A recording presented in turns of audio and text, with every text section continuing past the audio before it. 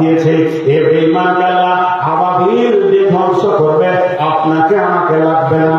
বেঈমানকে আল্লাহ দুনিয়া থেকে নিশ্চিহ্ন করবে। তবে জেনে নেন, ইতিহাস আমাদের কাছে আছে, ঘটনা বলে নতুন নয়, কিন্তু আব্দুল মুতাল্লিবের কানেকশনটা ছিল আল্লাহর সাথে। আব্দুল মুতাল্লিব বলেছিল, আল্লাহ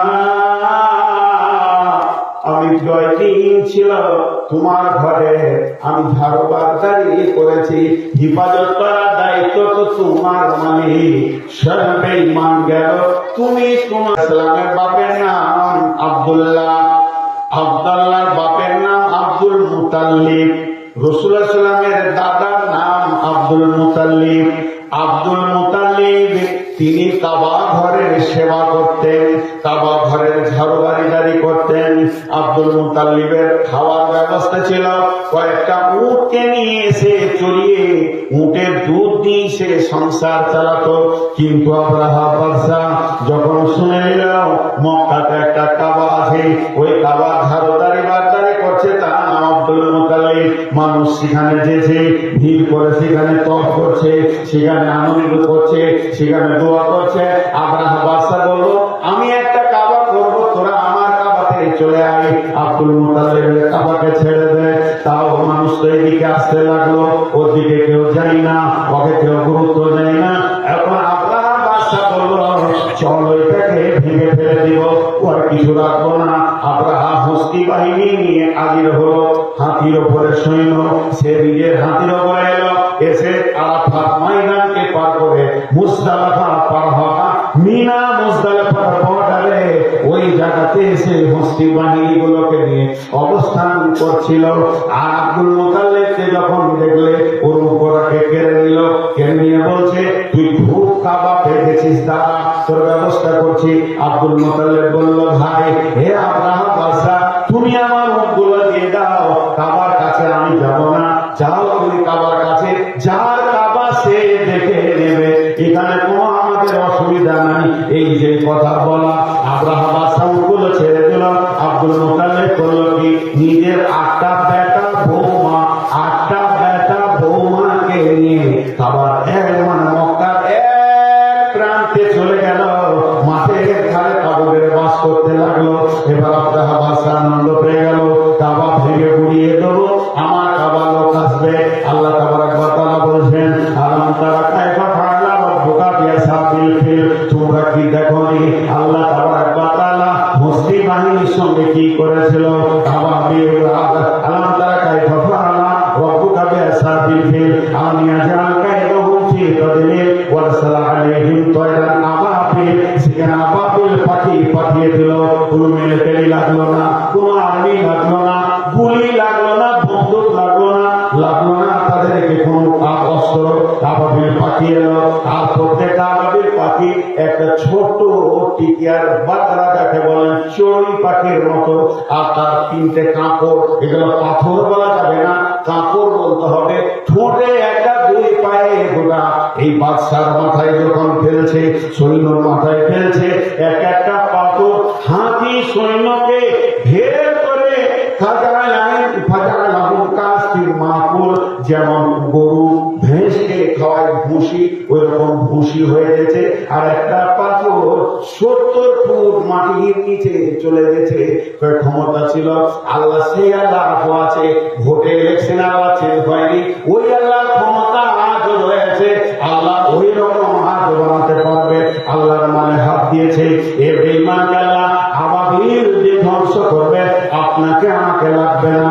বেঈমানকে আল্লাহ দুনিয়া থেকে নিশ্চিহ্ন করবে। তবে জেনে নেন, ইতিহাস আমাদের কাছে আছে, ঘটনা বলে নতুন নয়, কিন্তু আব্দুল মুতাল্লিবের কানেকশনটা ছিল আল্লাহর সাথে। আব্দুল মুতাল্লিব বলেছিল, আল্লাহ আমি 9 দিন ছিল তোমার ঘরে, আমি ধারবারদারি করেছি, হিফাজত করার দায়িত্ব তো তোমার। মানে সব বেঈমান গেল, তুমি তোমার ঘরে হিফাজত করো। আজকে একটা আব্দুল মুতাল্লিব পাওয়া যাবে কিনা যে একবার হাত তুলে আল্লাহকে বলে দিবা, আল্লাহ এতদিন তোমার সম্পত্তি গুলোকে আমরা ঘিরে রেখেছিলাম, এখন আব্রাহা ঢুকে গেছে, মাবুদ তুমি এক কাজ করো, তোমার সম্পত্তিকে তুমি হেফাজত করো, আর একবার আবাবিল পাঠাও, আর একবার দেখবো আব্রাহার ধ্বংস। ইতিহাস আমাদের কাছে আছে, আল্লাহ আমাদের উপরে নারাজ। এর থেকে আর কি বলবো? আল্লাহ আমাদের কাছ থেকে চলে গেছে, নাই দিলে নাই, মনে নাই, মহব্বতে নাই। আল্লাহ নবী বলছেন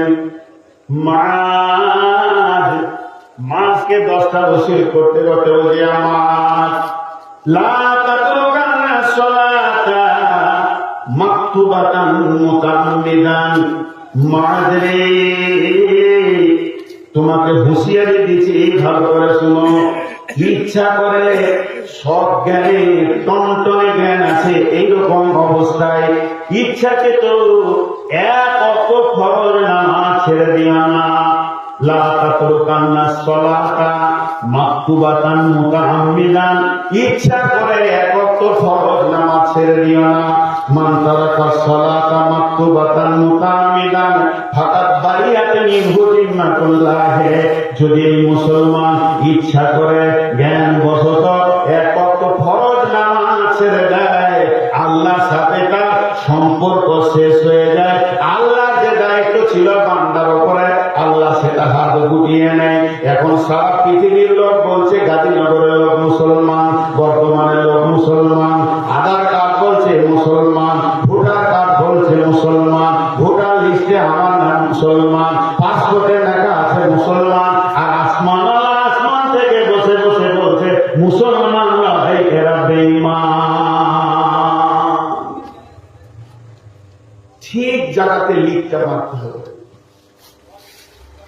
ঠিক জায়গাতে যদি আপনার আমার হাত করে, গাড়ির পাম্প কেন থাকছে না চাকে, মিস্ত্রিকে বলছি গাড়ির পাম্প কেন থাকছে না, লিখতে আছে, থাকবে কেন?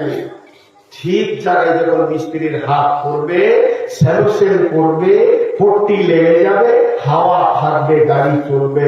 আর মুসলমানদের অবস্থাটা কেন? জি, মুসলমানদের অবস্থাটা কেন? কষাইখানায় একটা খাসিকে উল্টা করে ঝুলিয়ে দিয়েছে, ওরা কোল দিয়ে ফাঁসা, নাড়ি, ঘড়ি সব বেরিয়ে আছে, আর 2-3টে খাসি খুঁটিতে বাঁধা আছে, ওকে পৌঁছিয়ে দেওয়া আছে ঠিক জায়গায়। 10 মিনিট পর, 10-20 মিনিটের মধ্যে এইরকম হবে।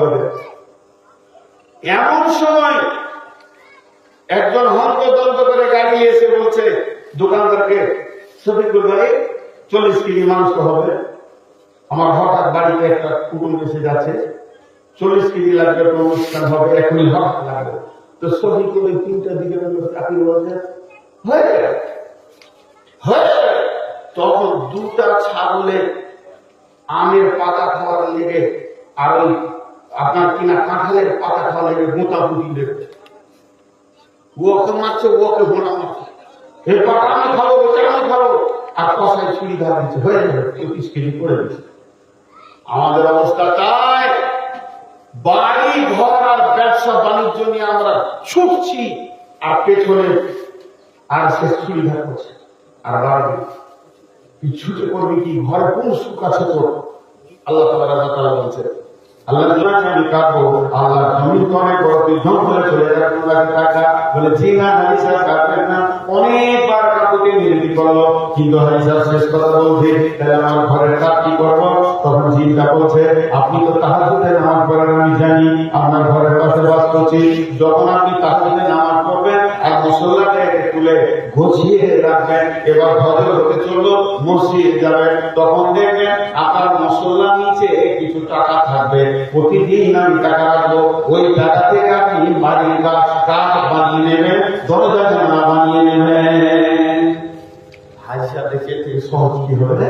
গাছ কাঠ হাজার যাব না, তাহাজ্জুদে নামাজ পড়ে সালাম ফিরে যখন মশলাটা চলছে দেখতে একটা 2000 টাকা দেবো, সুবহানাল্লাহ, মুখে চুমুখেছে রাখছে, তার প্রতিদিন 2000 করে কাজ বেরিয়ে যাবে। প্রথম দিন 2000, তারপরে দিন 1000, তারপরে দিন 500, তারপর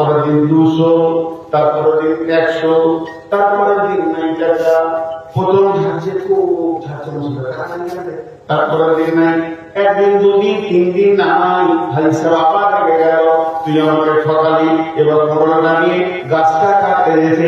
ওই জিনটা যে হাতে পায়ে করে 3 দিন আগে কেঁদেছিল, সেই জিনটা গাছে থেকে নেমে আসে আর হাত বের করে উঠেছে, বলতে খালি কোপটা মেরে দেয়, তোকে কপিয়ে চুটিয়ে ওরও হাতে হেঁচড়া হয়েছে, 3 পিস করে কুত্তাকে খাইয়ে দিব।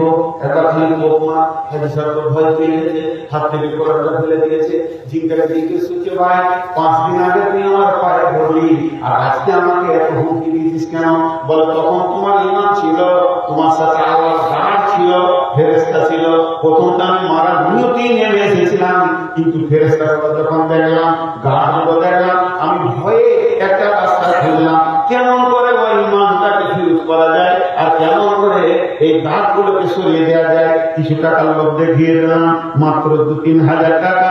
এই টাকা দিয়ে তোমার ঈমানটাকে, ঈমান নামে টিউটাকে ফিরত করে দিলাম।